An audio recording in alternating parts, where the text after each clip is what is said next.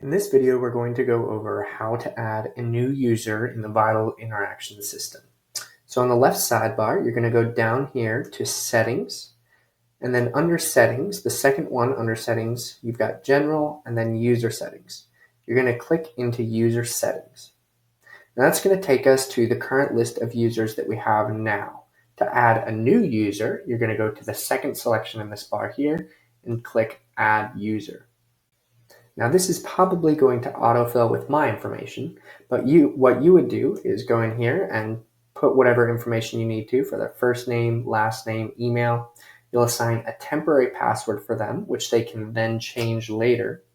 And the primary group is what functionality they'll have, what access they'll have to the platform.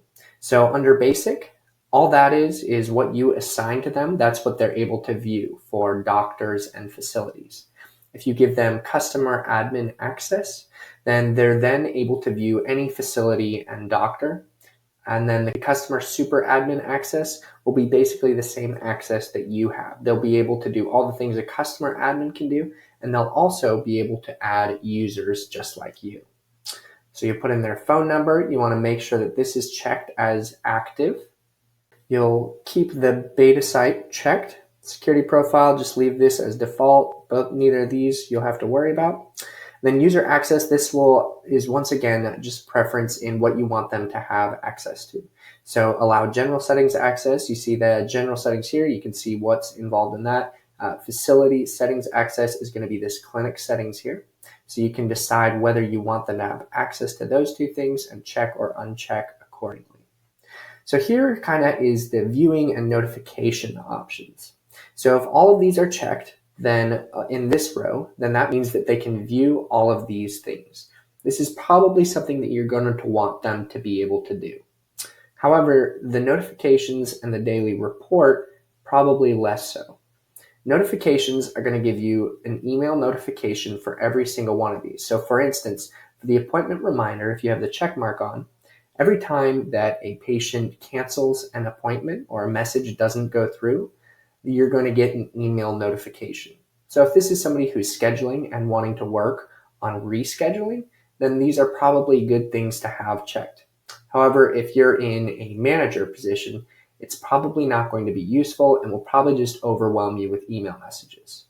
On the other hand, the daily report is probably something for a manager to be able to see at the end of each day as kind of a high view look at what's happened that day. And the scheduler probably doesn't have as much interest in this, although they might. So you have to decide accordingly what you would want as far as notifications and daily report.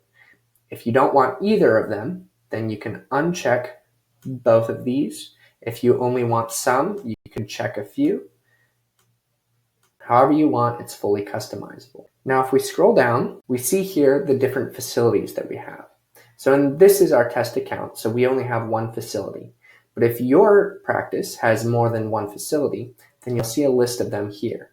And here's where you'll be able to select which facility this person is able to see.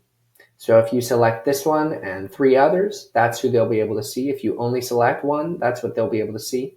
Or if you select all of them, then they'll be able to see and view all of the facilities. You can also select their main facility if they're only responsible for one, but you want them to be able to see all of the others as well.